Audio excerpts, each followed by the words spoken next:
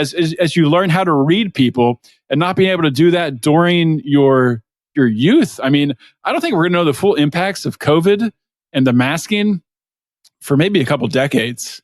And if you just think about how many kids spent 2 years online, I'm not even just talking about online schooling. I just mean like 2 years where, depending on where they were, a lot of parents simply wouldn't let their kids out for 2 years.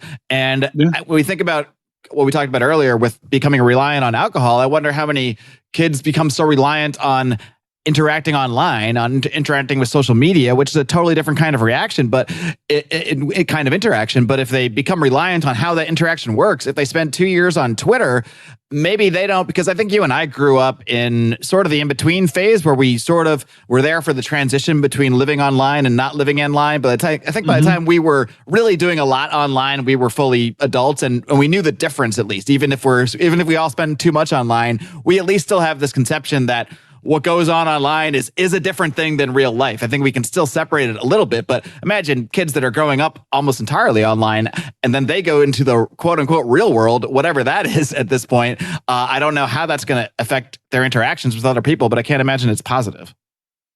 Yeah, and that's an interesting point that you bring up. People our age are whatever this is, like in between generation. There's some phrase for it, but like I said, we explain things poorly here, so I'm not sure what the phrase is. It's millennial and Generation X, and so they call it. I don't know how you say it. An X-ennial. Millennials. Axials. I don't know. Whatever it is. But there's something to that, and not to like toot our own horn and say that we're the smartest people in the world, but I think the circumstances that, like you just explained there, that we grew up in, give us sort of the ability to have some insight on both sides of the fence, being able to understand it because we've lived through it.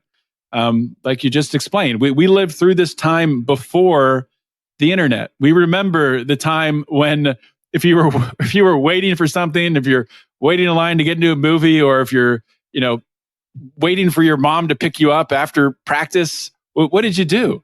If you didn't have any friends there, you'll just stare at stuff. Like you'll throw a rock at do something. Stuff or think about things, or like, I don't even know what I did, something. And I also think about too, like, you didn't pull your phone out of your pocket and just start mindlessly scrolling. Like maybe it was dumb stuff we were doing, but you had to like figure out a way to pass the time. And I mean, there's a real value in understanding like that is a part of the human existence that really is rapidly going away. We're like, we are not figuring out and really intentionally, considering how we're going to invest our time, even in mundane things like waiting for the bus or, waiting in line at TSA or whatever it is.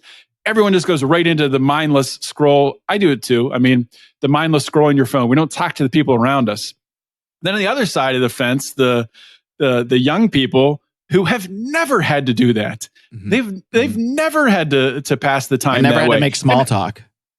Yeah, and I shouldn't say never because, and I know there's a lot of parents who are doing the same thing as my wife and I are doing with our daughter. Is that we really limit her exposure on or using of devices. Like she has a Chromebook that's just for school. I mean, she does her schoolwork on it. We'll let her play her games or whatever, math games that she's doing on it.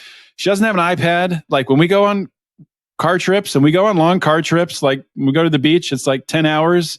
She doesn't have an iPad. She doesn't watch movies, and she has to figure out how to entertain herself. She reads a lot now, which is awesome. But before she could read, she would just figure out games. And she has this great imagination.